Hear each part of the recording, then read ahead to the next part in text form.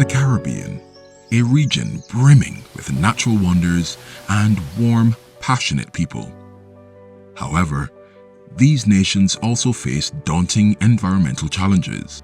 While we, as Caribbean people, very much value and enjoy our coastal waters and encourage people to come to the Caribbean to enjoy this also, we have to remember that the state of that environment, that coastal environment, is largely dependent upon what we do further inland. And so, the Integrating Water, Land and Ecosystems Management in Caribbean Small Island Developing States, IWEco project, was created. Funded by the Global Environment Facility and led by the United Nations Environment Programme, IWEco is dedicated to addressing water, land and biodiversity resource management, along with climate change. IWEco has been a Ridge to Reef project.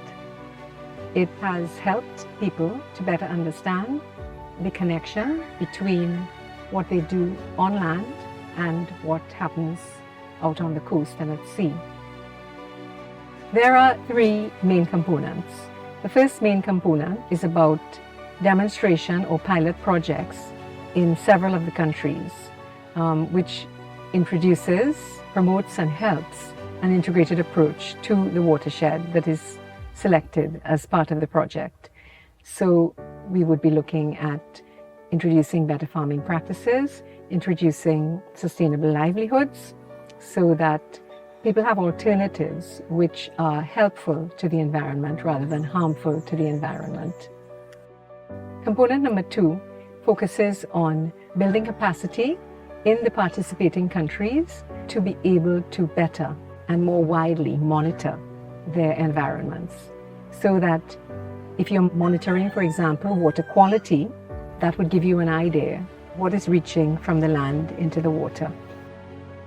Component number 3 addresses the legislative, policy and institutional environment, and to strengthen institutions to be able to support the integrated management of these watersheds.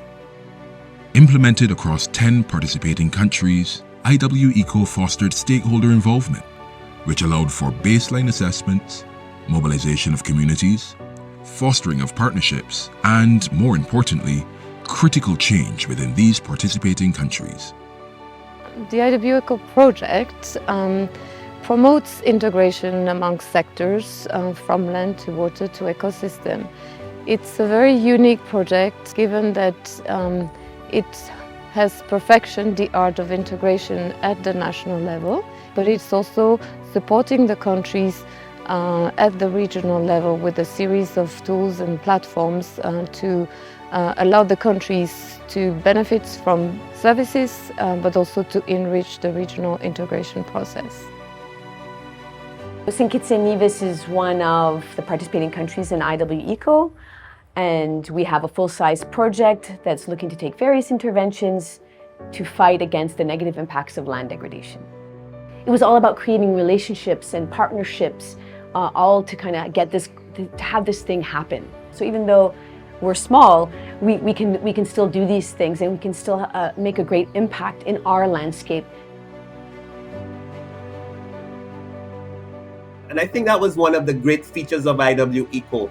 While looking at addressing environmental challenges, which is what the donor is looking for, it also sought to engage communities so that alternative livelihoods could be generated, and it sought to engage governments so that we could make necessary changes in policy and legislation.